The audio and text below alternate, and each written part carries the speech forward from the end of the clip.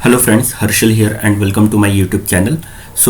We have left some one or two topics, that is CFN hubs and stack policy.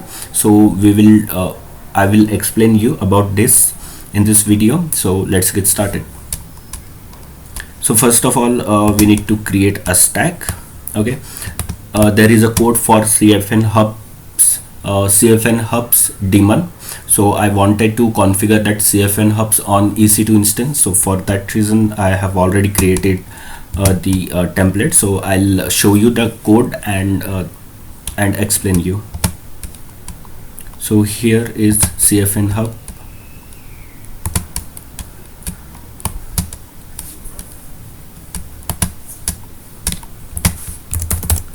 So give the name that is the stack name, right? Test.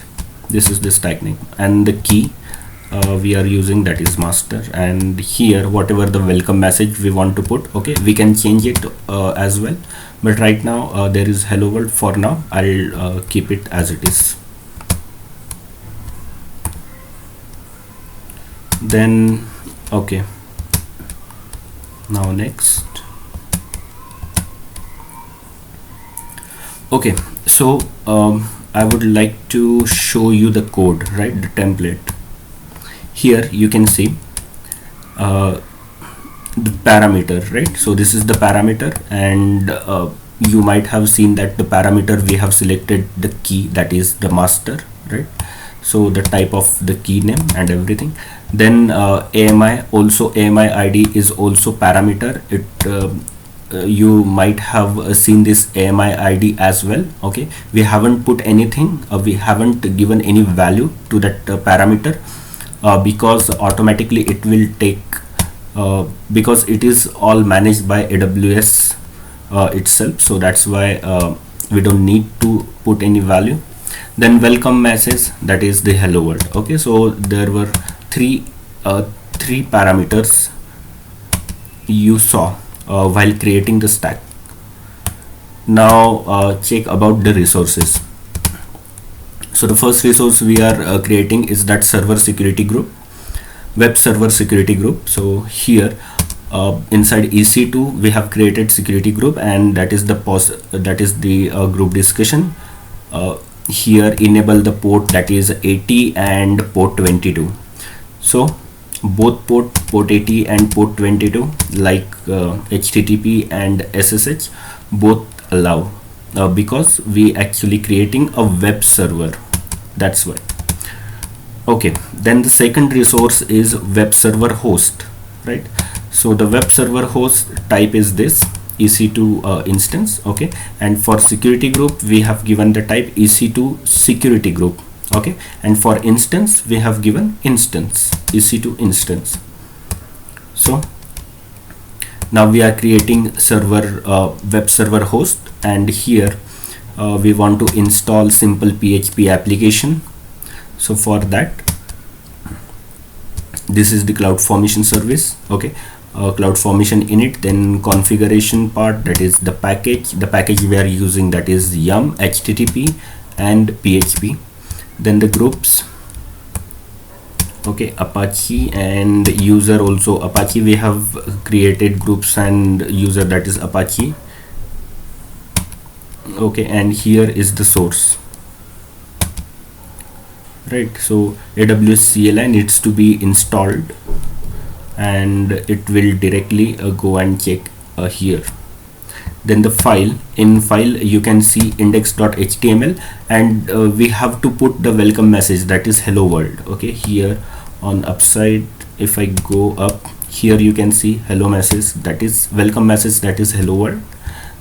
And okay, here in the files, okay, you can see the content, in the files what contents we have to add.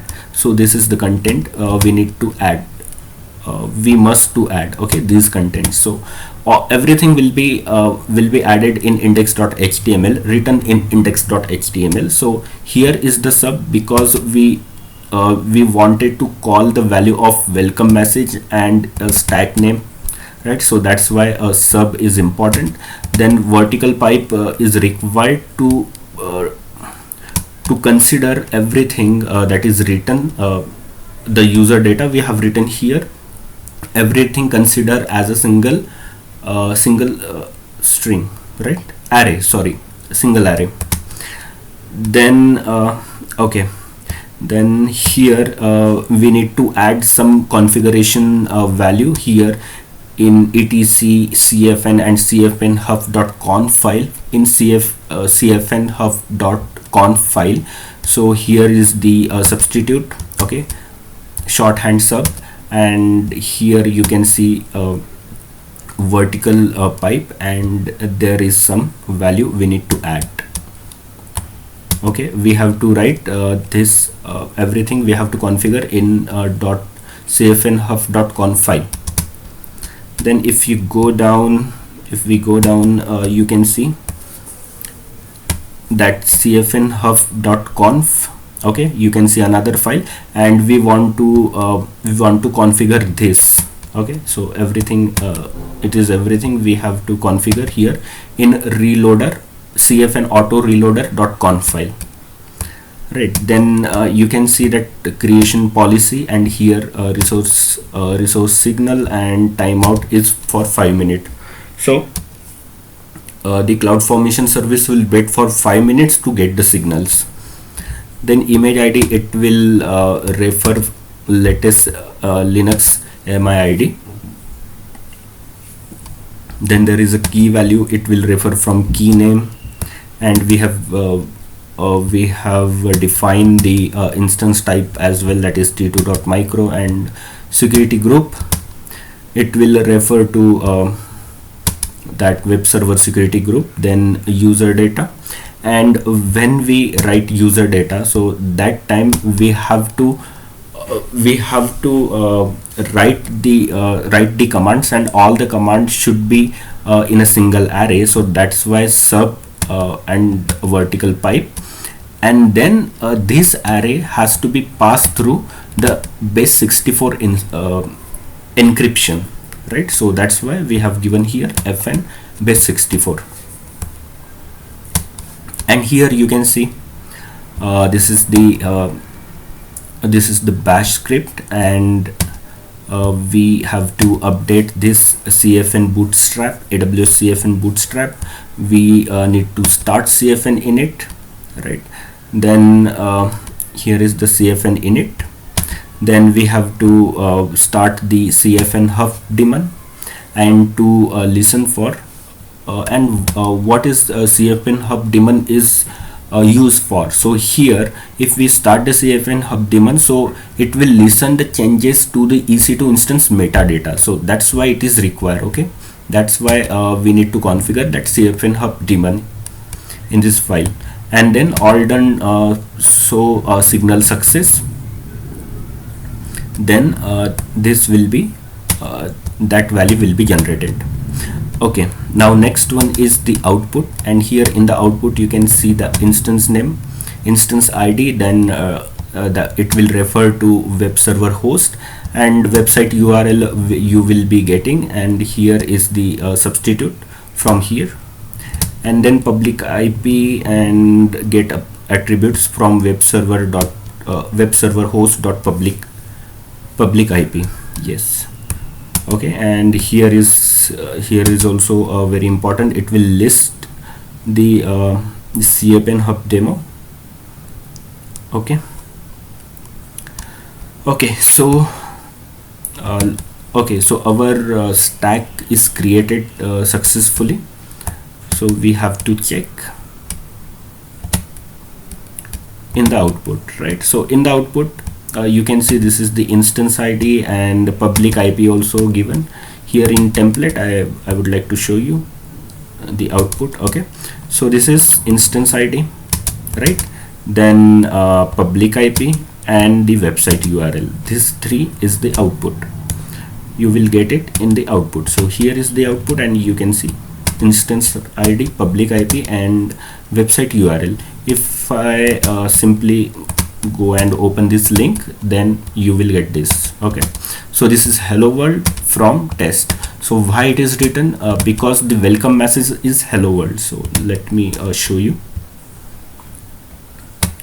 So where is, okay, here is the welcome message, this hello world. Okay, and what we have done, we have simply where is that command?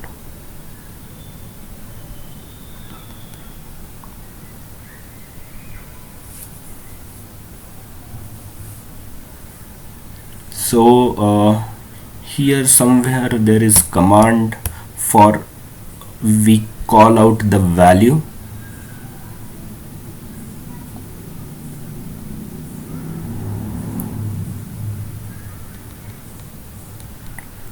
Metadata resource. Okay, let me check from upside down. Okay, so here you can see. Okay, so this is the file, that is index.html, and this one, this is the header. Okay, welcome message. So what is the welcome message? Hello world from. Okay, and the stack name, whatever the stack name we have created, so that is test. So welcome home from test, right? So that's why you can see this command. Okay, if I want to update this, can I update the current stack? So yes, I can update the current template. So how can I update? Simply let's say I want to give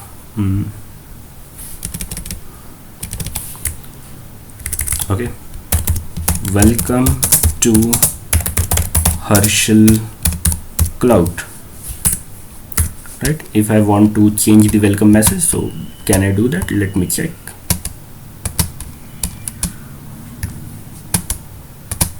So I'm updating the stack, and it is now in progress. Update is now in progress, so it will take some time.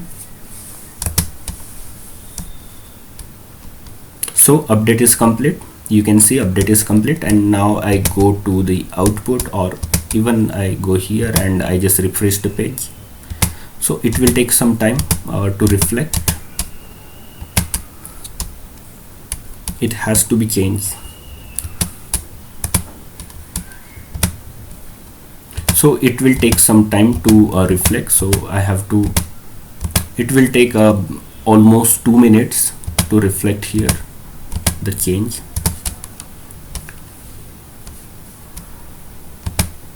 So I need to pause this video for something.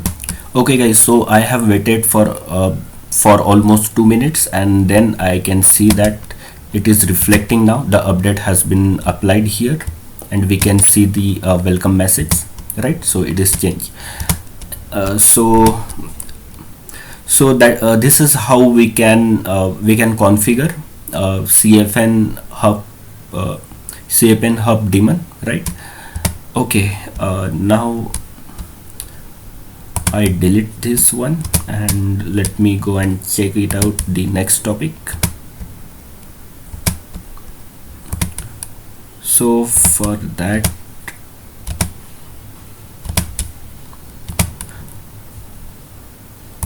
okay, let me create a new stack. So I upload the template, and here there is a simple code. Okay, I just wanted to create two security group. So it is nothing, just I just wanted to create two new security group, and that is what the code is written in this template. So yeah, here is the VPC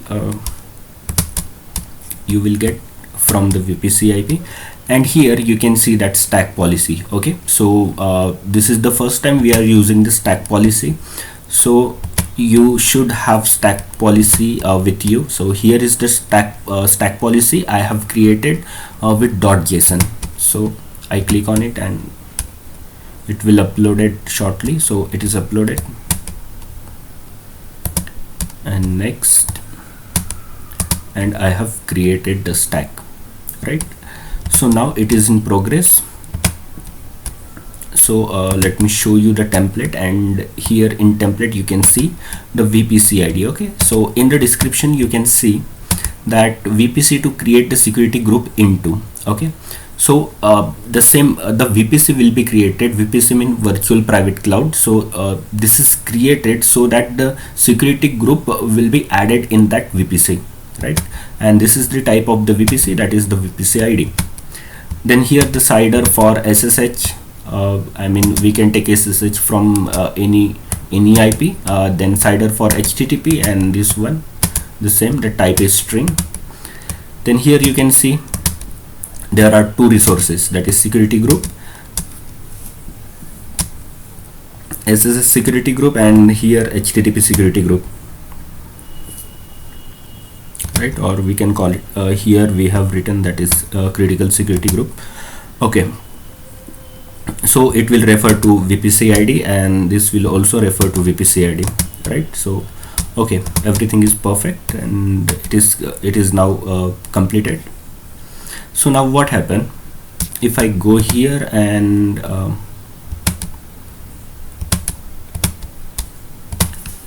EC2, if I check in EC2 instance,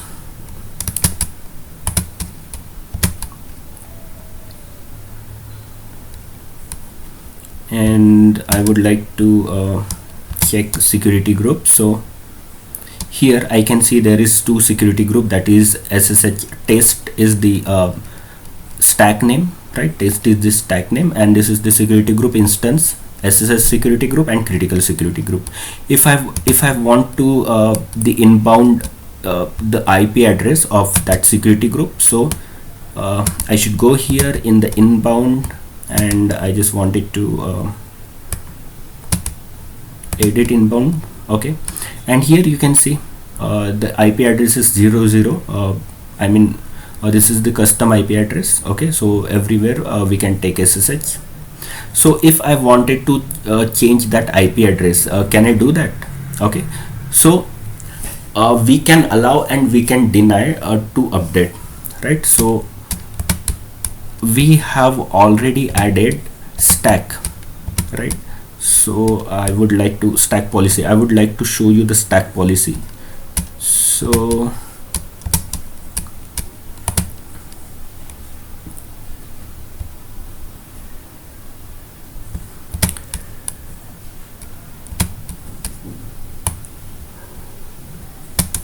here is the stack policy, right? So if I go down here, you can see, okay, we have added the policy for this stack. So what is the policy? The policy is allow update, okay, and this one to everything, right? So it will allow everything. It will deny to DB instance. Okay, we have not created any DB instance for now, so that's why it will not work at all. Then here is the critical security group, and it is it is deny, right? It will not allow, it will deny for update. If I update that critical security group, it will not update it, and if I update that SSH security group, it will update. Okay, so let me show you. So what I do, I simply have to update, and the current template I wanted to change that SSH group, right?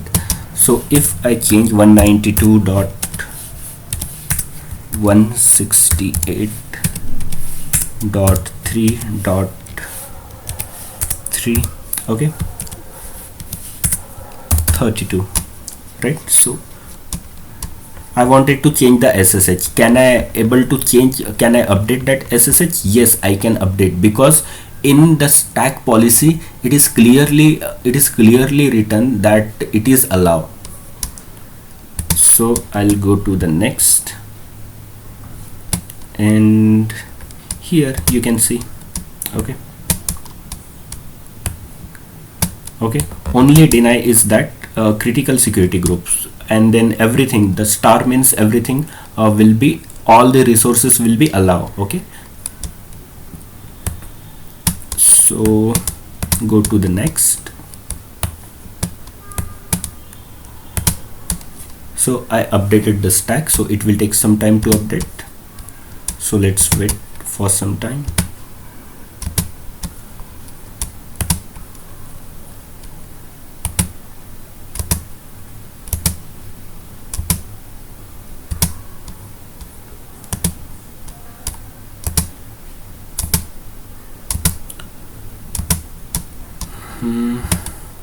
Okay guys, so update is complete, and let's go to EC2 instance, and I go to the security group, and here if I check that SSH security group, so here IP address would have been changed. Yes, of course it is changed because it is updated. So the same IP address 192.168.3 and /32. Okay, so this is what we can update here on SSH security group, but we cannot update on critical security group, right? So let me show you. If I go here and if I check that critical security group and I edit inbound rules, and here you can see 0.0.0. okay, I want to change that IP address, and let's see whether it will be updated or not. So I simply click here to update, and here the same value I wanted to paste here.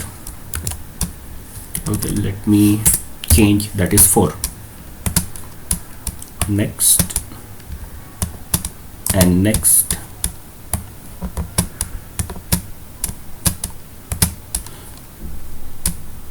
So started updating.